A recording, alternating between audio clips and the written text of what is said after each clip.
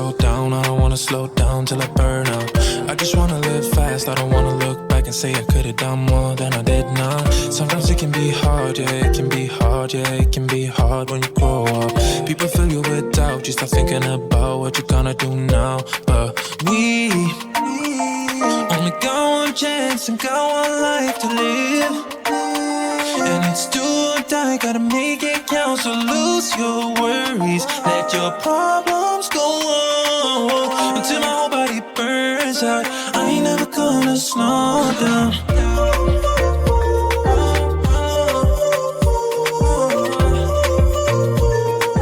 I ain't never gonna slow down.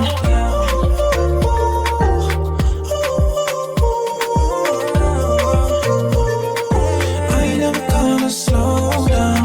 I don't wanna waste time, I don't wanna waste time, I don't wanna waste time on fake friends. I just wanna get high, I just wanna get high, I just wanna get higher. Sometimes people try to hold you back from being who you want to. Don't be questioning why, do whatever feels right, find your passion and fight. Cause we only got one chance and got one life to live, and it's do or die, gotta make it count. So lose your worries, let your problems go on until my whole body burns out. I ain't never gonna slow down.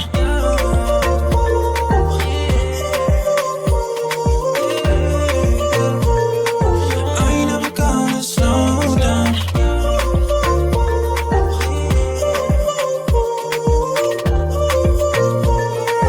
I ain't never gonna slow down. Only got one chance, got one life to live, and it's do or die, gotta make it count. So lose your worries, let your problems go on until my whole body burns out. I ain't never gonna slow down.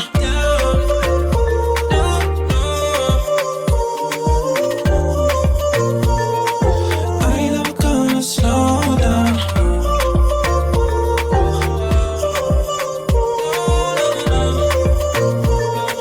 I ain't never gonna slow down. As a video maker of boating adventures, I do feel a sense of responsibility in that my videos might prompt somebody else to want to take to the waterways, either by buying their own boat or, more often than not, by hiring one for a holiday. And I definitely want them to have a good, positive and above all else safe experience. In this video, I want to look at how to avoid some of the pitfalls in hiring a boat, and to look at the really good practices by looking at the kind of information that you need and looking at the procedures that you need to be looking out for. In particular, I want to focus on really good handover procedures.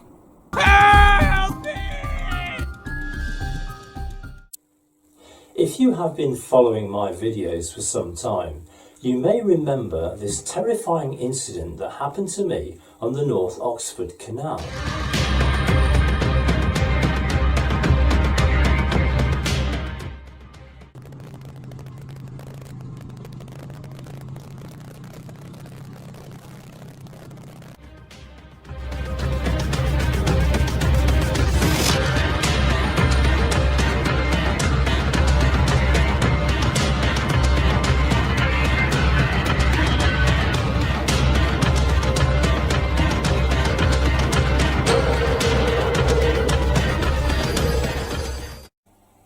So let's have a look at this incident in some more detail. So you can see the narrowboat there he is at the side of the canal by the towpath, and he's sitting down. That's his biggest problem, and he's about to go through a bridge. He now stands up and he sees that there's a boat already coming underneath that bridge that he hadn't seen before, so he goes into a bit of a panic. And he immediately steers his boat in towards the towpath. There he goes.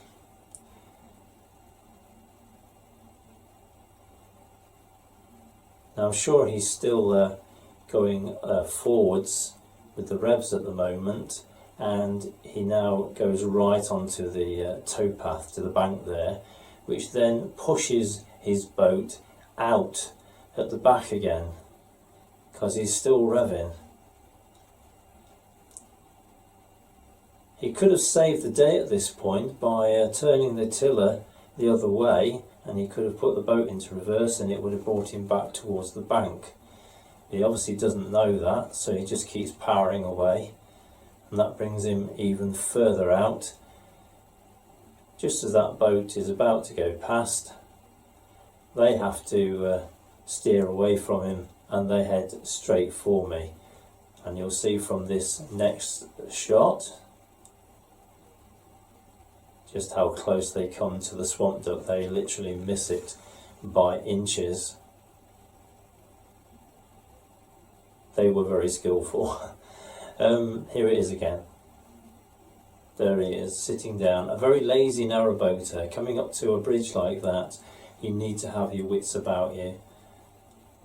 This is a very busy stretch of water coming up to Braunston.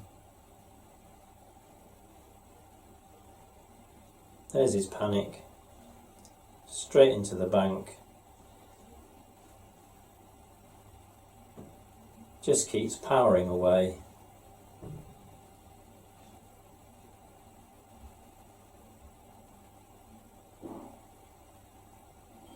That just makes the whole thing a lot worse.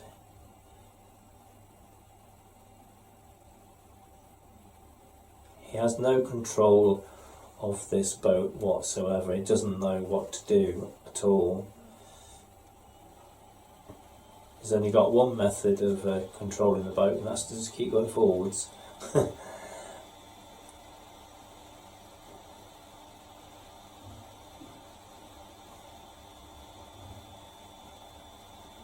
This second narrowboat, they were in a bit of shock.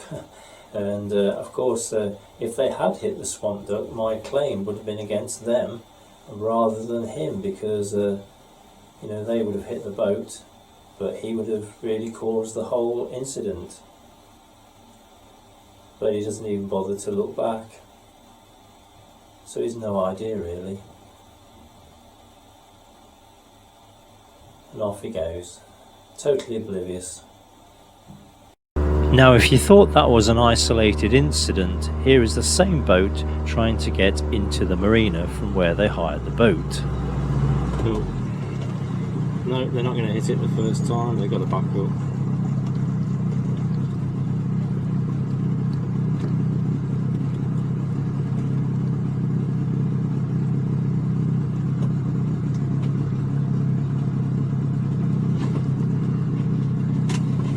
He's going too fast, he's going to hit the bank. That's going with a crash. Whoa. Oh, yeah, he's going to hit the bank. Yeah. Oh, there you go.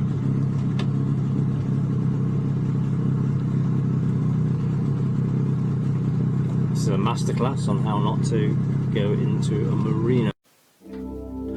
On the 19th of August 2020, a member of a family group on board the motor cruiser Diamond Emblem 1 fell overboard from the aft deck when the boat's stern made hard contact against the embankment wall opposite the Great Yarmouth Yacht Station. She became entangled in the rope and the propeller, suffering multiple injuries that resulted in her drowning. The Marine Accident Investigation Branch's report raised questions about the suitability of the boat hired out to them and the handover, which was reported to have been carried out in a 10-minute period whilst the family was still unpacking. The helmsman who hired this boat died when he reversed it into the canal bank, tipped over the handrail and got entangled in the propeller. One of the MAIB's recommendations was that boaters should check canal maps for potential obstacles such as locks and bridges, and slow down if the view ahead is obscured to avoid having to make difficult manoeuvres at short notice. This was the fate of an ABC hire boat when a family attempted to take it through their first ever lock. MIIB recommendations were that hirers are more likely to watch and understand boaters' instructional videos than take notice of handbooks. Those were just a few examples of the kind of incidents that can happen. There has been a significant increase in the number of drowning deaths that have happened in the UK in recent years. In 2020, for example, 58% of drowning deaths occurred on the inland waterways. That was 139. And 78% of those were amongst males. And 43% of them were caused by slips, trips and falls. The incidents we have seen all have one thing in common, and that is a lack of knowledge. The key to hiring a boat is to choose a hire company that's going to give you as much knowledge and information as possible in order for you to have a great time. Many hire companies will be part of a professional trade organisation such as British Marine. British Marine members have to conform to their code for the design, construction and operation of hire boats. It enforces a hirer's responsibilities for operational standards such as handover.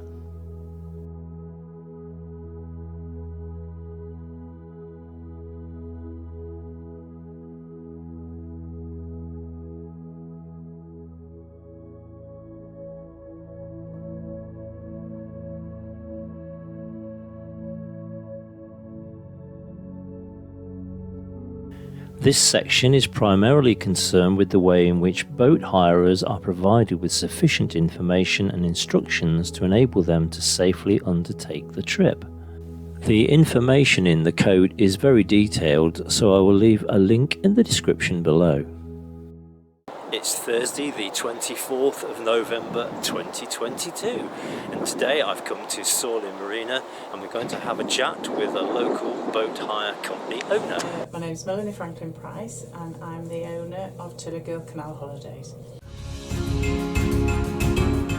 After people have contacted and made their booking with me, I send them an email so that then they've got information of where to look on the website. They have to read the hirer's manual, they look at the terms and conditions, and also ask them to look at all the videos that we have on there to give them some idea of what narrowboating is all about.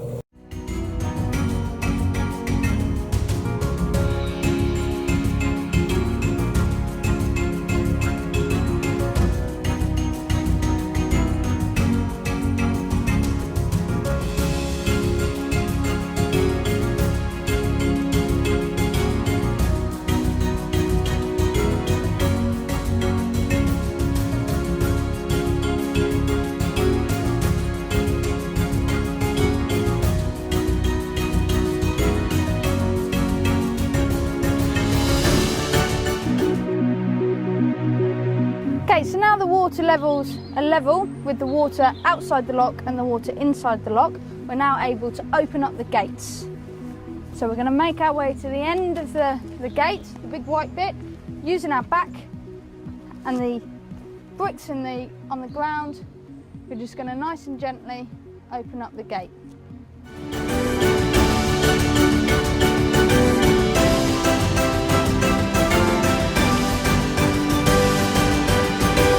So I greet them, they can park next to the boat, so I can greet them and welcome them on board, let them have a look around on the boat first, just so that they can see that it's what they expected it to be. We do then a short handover of a walkthrough for the boat, so we show them where everything is. We always start at the front of the boat, so we show things like fire escapes and we go through health and safety and fire exits and what to do if there's a fire on board when you're on the canal. Show them fire exits here and here. Also say that the water tank is under the bed, so in the middle of the night you might find something and brrr, all of a sudden that it's just the water system's just got a little air block in it, and it might make a noise. Some people think the boat's sinking, so keep that nice. And we also have smoke alarms and carbon monoxide alarms in every room, and we've also got fire extinguishers. How to use the fire extinguishers, saying that it's not for fighting the fire, it's just making sure that you can get off safely.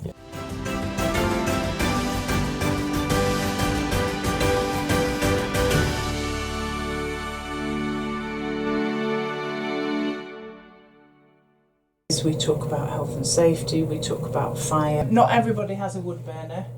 We do have a wood burner on board. It does give off carbon monoxide, so again here we have carbon monoxide detector and a smoke detector. We'll go through how they go off, and we talk about carbon monoxide because of also the ash that's left over from the fire. Can be a fire hazard, but also carbon monoxide poisoning.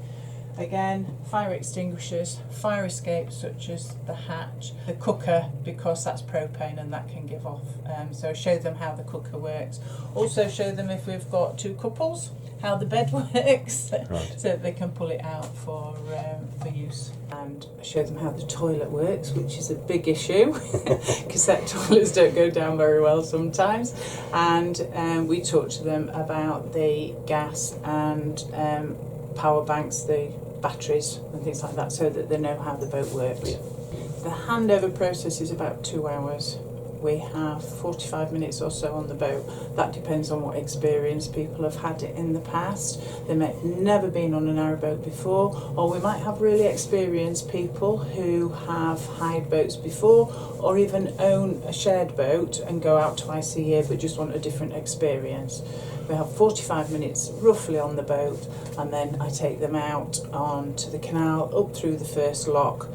Once we're through the Derwent lock, then we have a chat, questions, show them how to moor up, how to set off, and if they're happy and I'm happy, then I'll leave them to their own devices. If I felt at any point that the guests were not safe, hadn't done their research, couldn't handle the boat, because I let them take over and drive once we get onto Sawley Cut, going up to the river, up to the lock. Even if they're happy going through the lock and I've seen what they're like, I'm happy. If I'm not at all, I would then say to them, I'm really sorry, I'm not happy, I'll give you a full refund, but we need to go back to the marina. They can have alcohol on board as long as they're not drinking it when they're driving. Same as when you drive in a car, or if you're on a bicycle or a motorbike.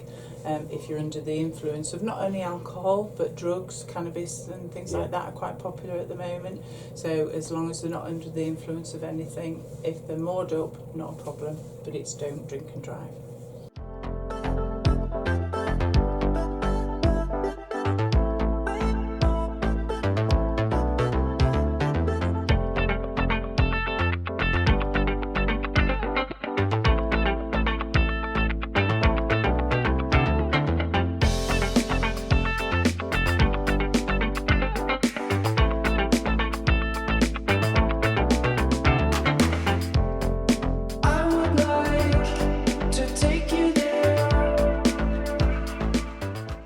Once we've done a show through of the boat, then we go through canal etiquette.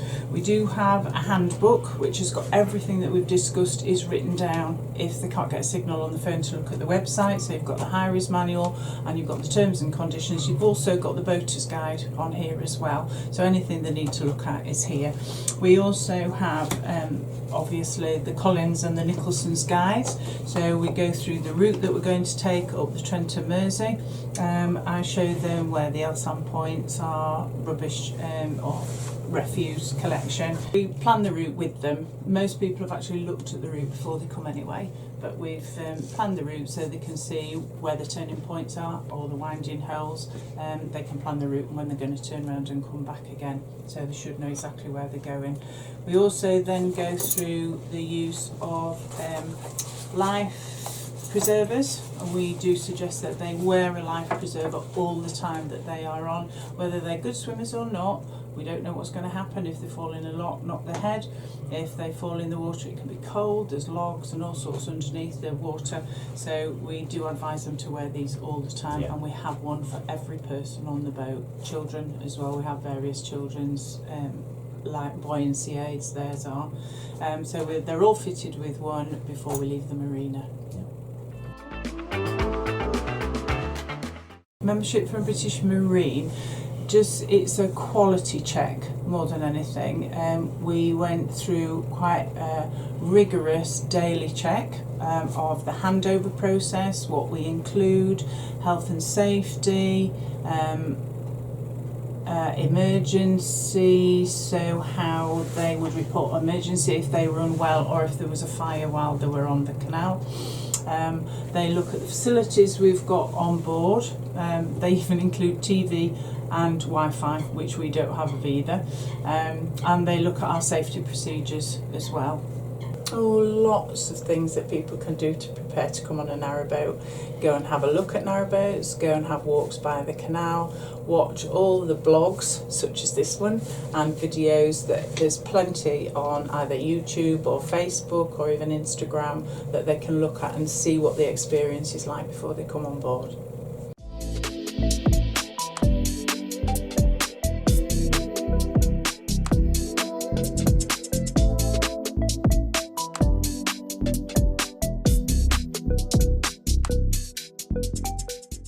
Probably one of the most important things is customer feedback following on from health and safety on board. We do a personal, when we welcome them back into the marina, it's how have you got on, have you enjoyed your holiday, have you had any incidences, and they're also welcome if they don't want to do it face to face. We have a guest book which they can write things down, or they can email us as well. Once they've got home and they think of something, they can message us.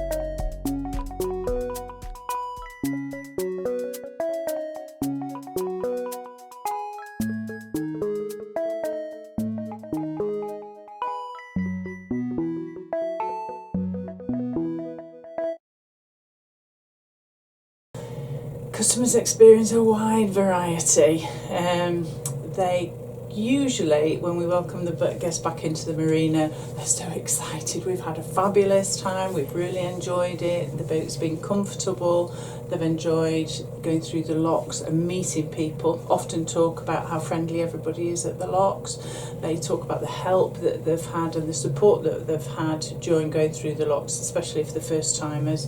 They enjoy the comfort of the boat. We do offer a lot of little extras on the boat, which probably wouldn't get in some higher boats. They love the nature, the pubs, what else? There's so many things that they're happy with. The only thing they don't like is emptying the toilet, and they don't like it when it rains.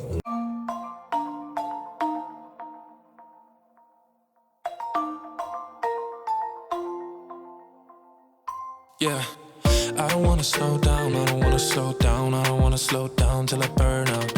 I just wanna live fast, I don't wanna look back and say I could've done more than I did now. Sometimes it can be hard, yeah, it can be hard, yeah, it can be hard when you grow up. People fill you with doubt, you start thinking about what you're gonna do now. But we only got... We have seen some of the pitfalls of poor preparation and poor handover experiences. We've looked at where to get good information as to what you should expect when you hire a boat in the form of the British Marine Code. We've seen an example of an excellent handover procedure which begins the moment you make a booking.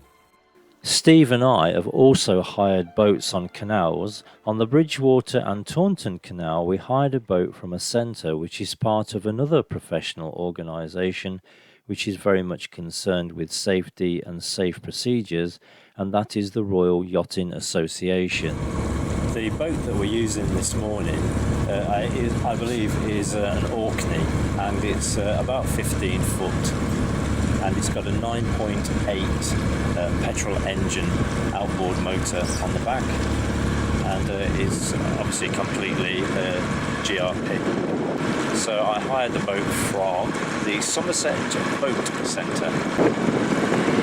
If you're at all worried about hiring a boat like this on the canal, you needn't be. The chap there does a really good, thorough handover, depending on your experience. If you're not experienced, it will go out with you for a little while. And they also come and do the locks and the one swing bridge for you, so you don't have to worry too much about that kind of thing. And it's just, so I'd just like to thank Melanie for allowing me to come and have a look at the Tiller Girl, this 57 foot narrowboat which can be hired, and we hope by doing this video that you'll be able to hire a narrowboat with confidence.